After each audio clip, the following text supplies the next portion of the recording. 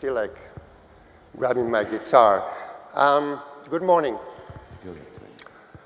The average age of Code Zero employees is 23 years old, excluding me and my partner, of course.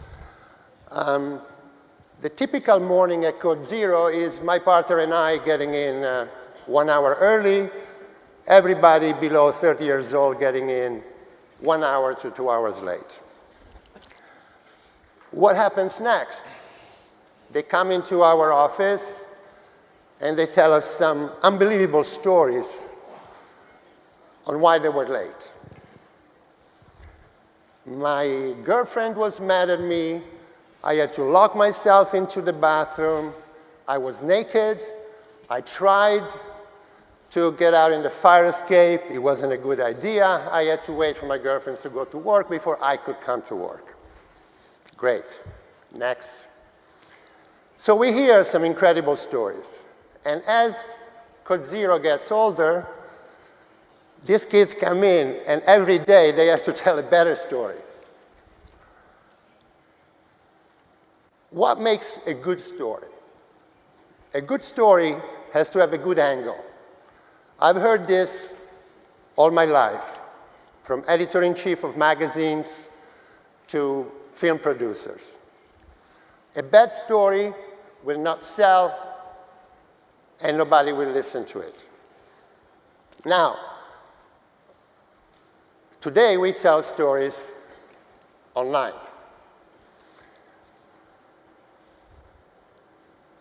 Are there any rules for stories online?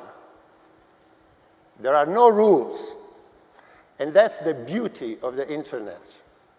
You can try, you can experiment, you establish a partnership with your client, and you go for it. The angle. Let's assume that Microsoft comes to us. We wish that. And they say, listen, we have a problem. Firefox is bothering us. We need to do a campaign. We need to do something. Normally, you would say, OK, let's make a great story about Internet Explorer. Not really.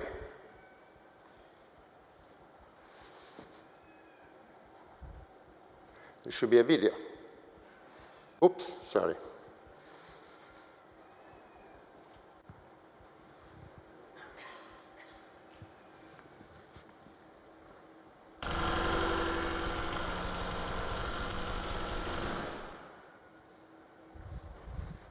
So,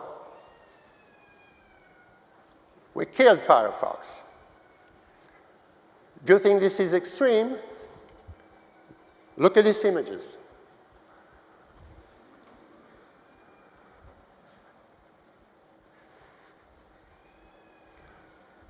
Fish flops.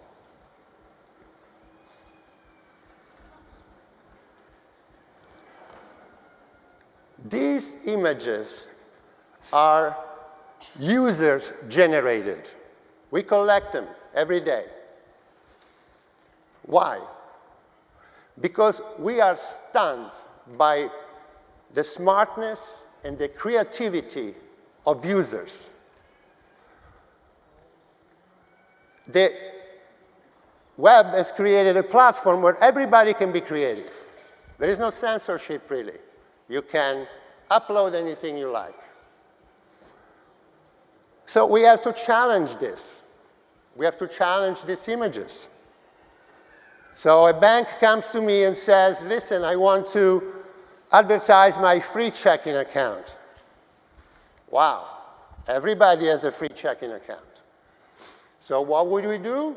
We would look at the robber's point of view. We would shoot a story where somebody robs a bank, and the bank teller says, listen, let me tell you, there are better ways to take money out of a bank. The end of the story is that the bank robber will open a free checking account. Now, we are a branding agency, but we woke up one day and said, we don't have a brand. We don't have a product, really. We are maybe the brand, but it's not our job. So how do we understand what it means to brand a product?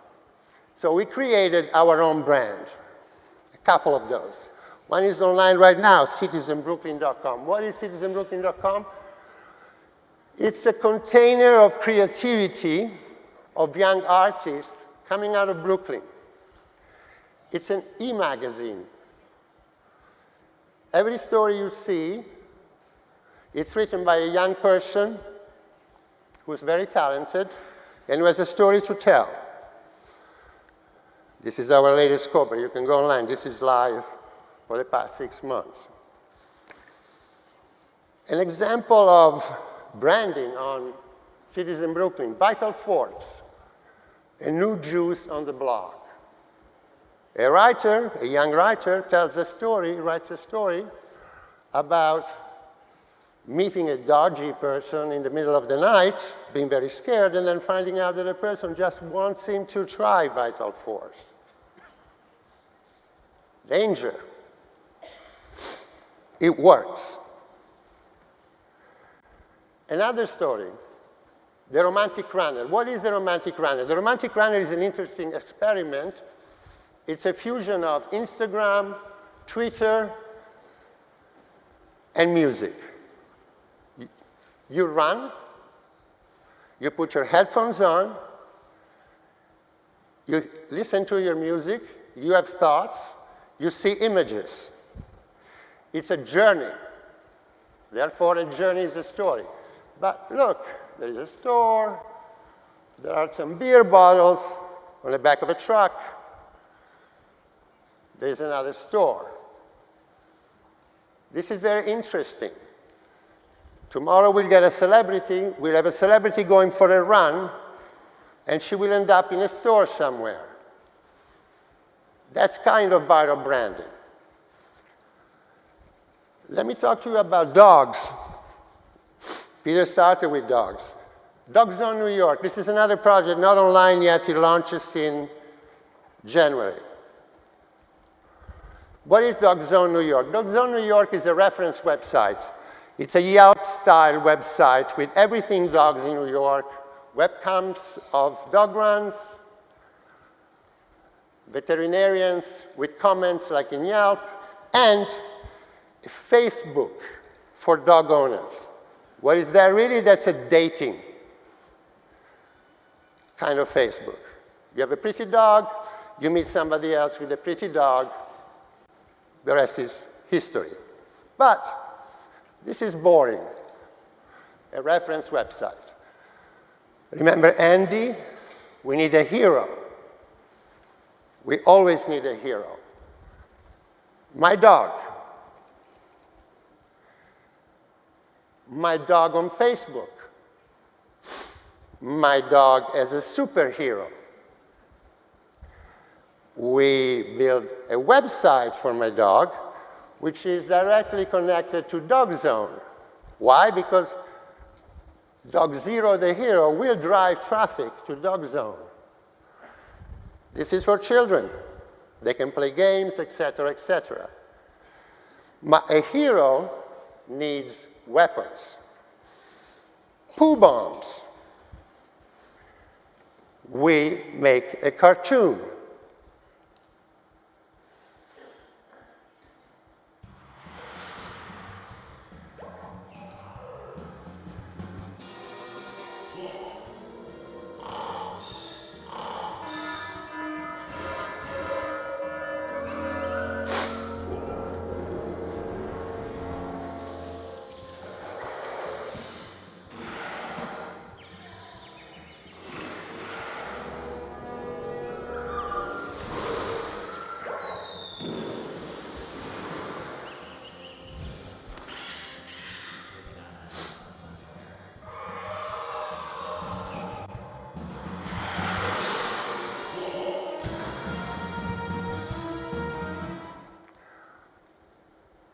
Dog Zero, the hero, will drive children with which we consulted. Our consultants for Dog Zero were averagely 10 years old. and we'll interact with Dog Zone. Bingo. We have created a hero, we found a good angle, we have a story, we have a brand. With Peter, we were talking about sustainability and social responsibility. It's a bunch of metrics, often, indicators, numbers, Excel files. How do we communicate that? We know it's important. CSR will become mandatory very soon for all companies. Well, it doesn't have to be boring. Again, it's a different angle. And I'm going to tell you a story about a Turkish company, which is our client, Orta Anadolu, one of the world's largest denim manufacturers. We met them, we started their sustainability division with them. We made a beautiful website about sustainability. You will hear about that later in another presentation. Then we had so much to tell. And how do we do that? We do it in a fun way.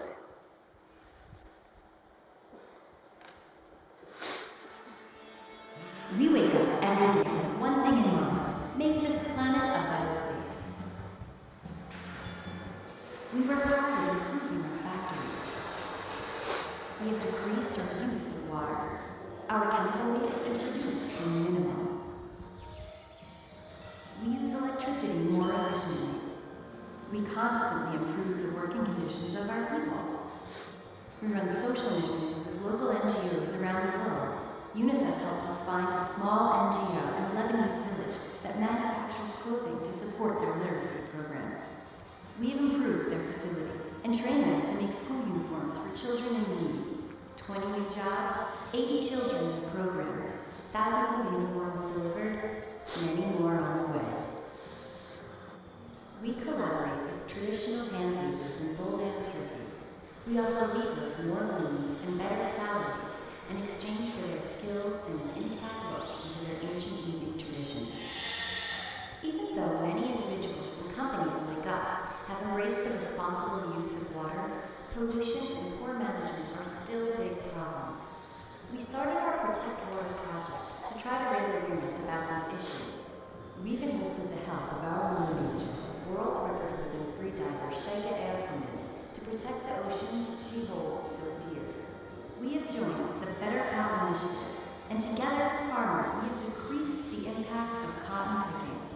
We stand between cotton fields and the stores where you buy your jeans, working in both directions so that your jeans tread lightly on the environment.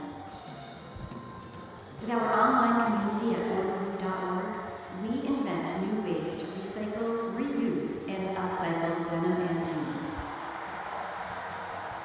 Orderblue, beyond denim. You just looked at a CSR report. Of course, there is a long version that you can look at, but it would take about 2 hours to tell everything that this cartoon told in about 1.5 minutes. Now, Orta is a B2B company. No, Orta is not a B2B company because B2B companies don't exist anymore. Why? Because today, the relationship with the end consumer is as important for B2B than B2C.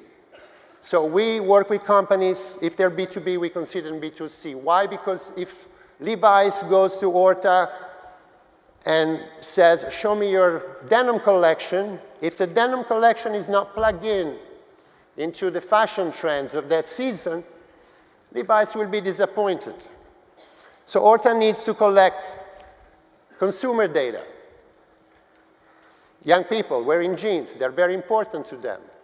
As important as for Levi's or H&M or Uniqlo. How do they do that? We did a little experiment with them.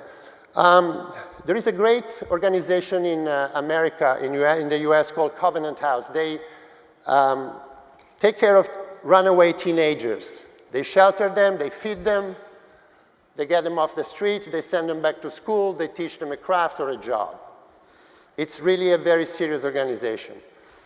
You could make a donation and it would end there, but we went a little further because it was interesting to meet these teenagers for Orta, speak with them, and see what they had to say. So we went to Covenant House with jeans and pizza, and we did a small event called the Pizza and Jeans Exchange. We couldn't show the faces of the teenagers to protect their privacy, but it's an interesting video. What is here is still no fear. You drive around a pitch black path, but still I see you. I love to sing and act and do impersonations. Judy Garland. You want to say something for us? Sure.